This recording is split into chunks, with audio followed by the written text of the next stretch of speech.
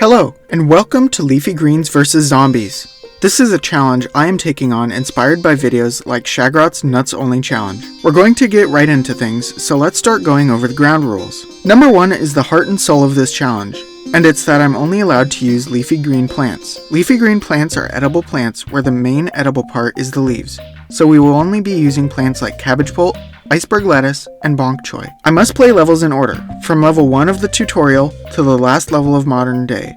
I'm not allowed to go back and forth between levels with newly unlocked plants to retry a level later on. I'm not allowed to use power-ups, level up plants, buy plant food, or use the Zen garden.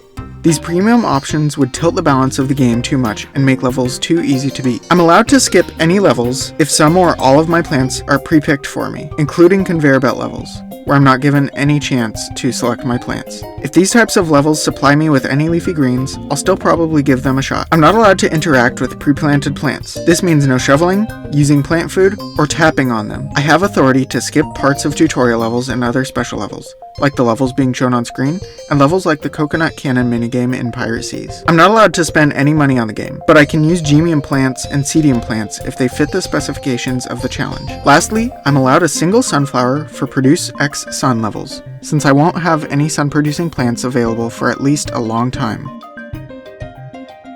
Before we start, I'd like to ask you to show some support for the series. This is going to be among my biggest projects ever, and a lot of effort will be going into it. Your support is very appreciated. Now let's begin this leafy adventure. To start off, tutorial levels 1 through 4 are not really possible because we don't unlock cabbage pult until the end of day 4. However, the respawning lawnmowers make each level all the way through day 6 of ancient Egypt possible without any plants at all. We're still going to give each of these levels my best shot anyways. Day 5 is the first possible level of this series. It starts off with some pre-planted plants, and a full field of cabbage pults clears the level easily. Next is the plant food tutorial level. I'll skip the plant food section of the tutorial level and then move on to the main course. Our newly unlocked plant makes this level fairly easy. Cabbage pult sends out a huge wave of cabbages to every zombie on screen and kills any zombies without protection. And since this is the plant food tutorial, there's no shortage of plant foods.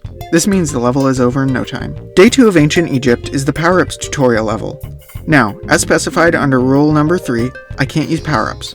Fortunately, cabbage pult is still able to carry us through this level. The swarm of zombies is easily cleared since most are unprotected and die to a single cabbage from the cabbage pult's plant food. Unfortunately, the tough bucket heads were no joke, and I did end up losing a lawnmower in the middle lane. Day 3 introduces buying plant food. I can't continue this challenge without doing so I'm considering this as part of a tutorial level so we can skip this section. Apart from that roadblock, day 3 is nothing special. I beat the level with ease because of the plethora of plant food and the 2 pre-planted sunflowers. Day 4 is only possible due to the respawning lawnmowers I mentioned earlier. It's a conveyor belt with nothing but bloomerangs and walnuts. I tried searching for any cabbage pults or iceberg lettuces the whole level, but no luck. So I let the lawnmowers do all the work and we can move on to the next day. Day 5 is a really easy day, but don't let that nullify how important it is. Day 5 is the day we unlock iceberg lettuce. This is a vital plant for so much in this series, as a phenomenal stalling plant, and especially because it's free. Its stalling ability can allow more time to collect sun and clear zombies. Its plant food also plays a significant role in being able to stall level, since it can freeze the entire screen. Day 6 is a conveyor level,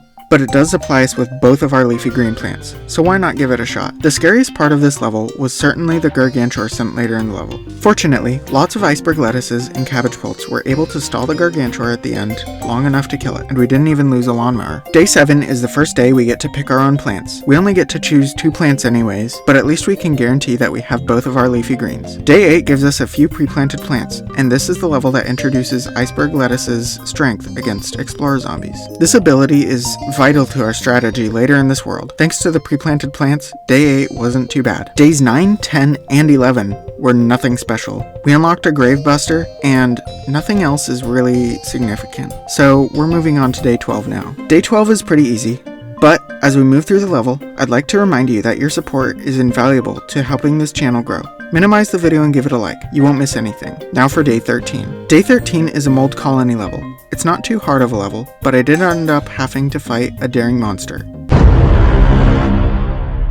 my ADHD. Right in the middle of the level, I got distracted by this Easter egg that happens when you hover a plant over a mold colony. I almost lost my middle lane lawnmower due to the distraction. Fortunately, I stabilized, and this level is a significant stepping stone as we get to unlock our next leafy green, bok choy. On day 14, I'll demonstrate how vital it is to this challenge. Bok choy is a super useful tool for us. It's a good frontline defender with a little extra health, essentially a wall plant. This gives us a great separation between our ranged cabbage pults and the attacking zombies. In addition, its short range lets us abuse the 50% rule. Leaving zombies alive longer allows us to collect more sun than usual, and we can build up a stronger defense to beat the level.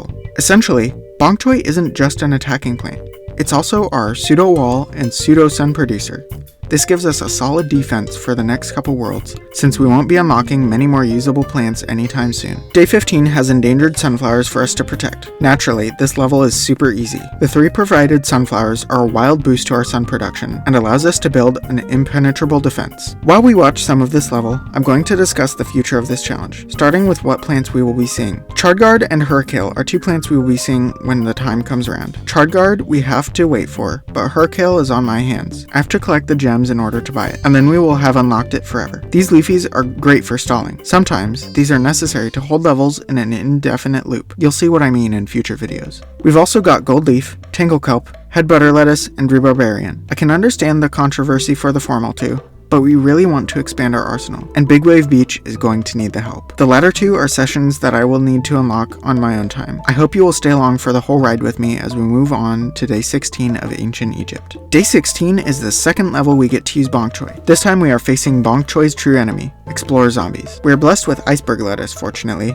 but without one ready, our defenses can crumble. Its high health and speed are too much for bok choy and a cabbage pult. We pulled through for now, but it will give us problems in the future. Day 17 limits us to having 14 plants on the field at once. This is no problem, as we are without sunflowers. We literally don't have enough sun by the end of the level to fill out those 14 slots. Day 18 is the first last stand we get to play. Using our trusty strategy, we manage to make it to the last flag. However, our defenses struggle near the end, and we do lose a lawnmower. Day 19 combines mold colonies with a planting limit. 15 plants is our max. Again, that planting limit is realistically irrelevant, but the mold colonies do squeeze our defenses together real tight. Fortunately, the level was manageable, and we can move on to day 20. Now we're cooking. We get 4 free sunflowers. Even with explorer zombies plowing through, we have so much sun we don't even break a sweat. Day 21 pre-picks half of our plants, but since we get to bring all the plants we're allowed to play anyways, we're gonna give the level a shot and ignore rule 4. We are able to make it through, and we actually have a relevant reward. Barely, mind you, but now we get an extra 25 starting sun at the beginning of each level. This is irrelevant for the moment, since our plants cost multiples of 50 sun, but in the future, we will be able to utilize that sun well. Day 22 is almost a carbon copy of day 19. Mold colonies and a planting restriction. This time though, the restrictions are looser, so this level should be easy, right?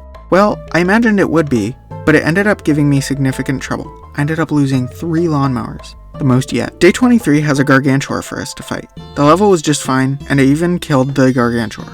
Unfortunately, being distracted by the gargantuar, I was unable to attend to the 2 bucket heads in the bottom lane, and I lost a lawnmower. Day 24 is another last stand level. We are also allowed to bring iceberg lettuce this time. It doesn't let us plant it at the start of the level, but it was so important that we were able to bring it. Its plant food ability was crucial to beating this level. Even with access to iceberg, the end was a nail biter. A bucket head made its way through my defenses, and I was stuck praying that my cabbage pult would be enough to take it out. It just barely did. And now time for the big finale. Day 25 is our first Zomboss fight. We are loaded with lots of leafy greens on the conveyor. Using an optimized strategy, I can have a good chance at beating the level. But is it truly possible? Cabbage pults go to the back to be chip damage and area control when needed. Iceberg lettuces stall zombies when we need to hold out for just a bit, and bok choy is our damage dealer. Its plant food effect eats away at Zomboss's health bar, and when timed correctly, it will give us another plant food back. With enough luck, good spawning locations, and plant pulls, we should be able to take Zomboss out. And this run here was exactly that. And there you have it. As we approach the end of the video, I ask that you leave a comment with the hashtag LVZAE to let me know that you made it to the very end. I'll also mention that this video is a remastery. Please keep that in mind when you notice the quality drop in the second episode, which I hope you'll watch next. Anyways, thanks so much for watching, and I'll see you in the next video. Bye.